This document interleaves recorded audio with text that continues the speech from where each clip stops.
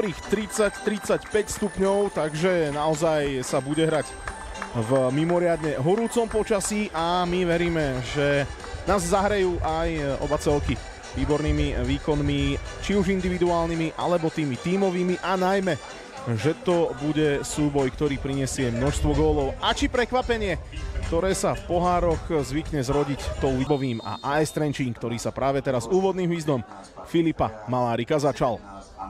Po 4 kolách na svojom konte 9 bodov za 3 víťazstva.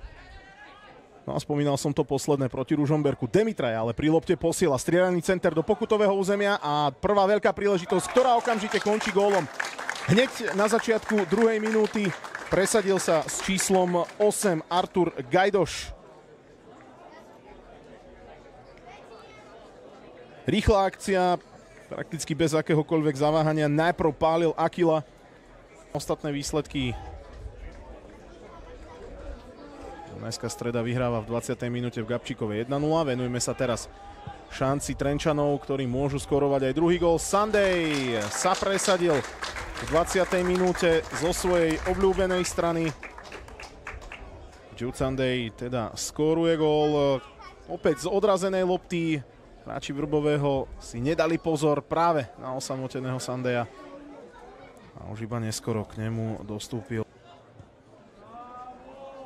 Akila nebol v postavení mimo hry, loptu si ale nespracoval ideálne, až teraz ju posúva na Sandaya, ktorý si obhadzuje svojho strážcu a zvyšuje na 3-0. Veľmi pekná individuálna akcia Jude Sunday a jeho radosný poskok v 29. minúte. Trenčín vedie už 3-0.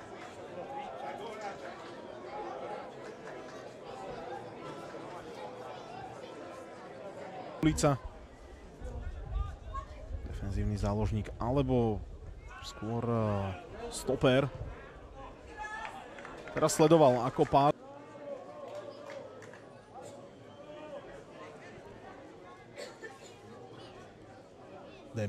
Demitra už je v pokutovom území. Demitrov dobrý center. Holý. Demitra posunul na Holého, výborne Sekeli. Kerkes. Demitra s loptou. No a zakončenie, ktoré iba tesne. Vôbec veľa. No a v tomto momente Filip Malárik ukončil duel druhého kola. Potlesk pre domácich a samozrejme aj pre Trenčín, ktorý zvíťazil vo Vrbovom 3-0.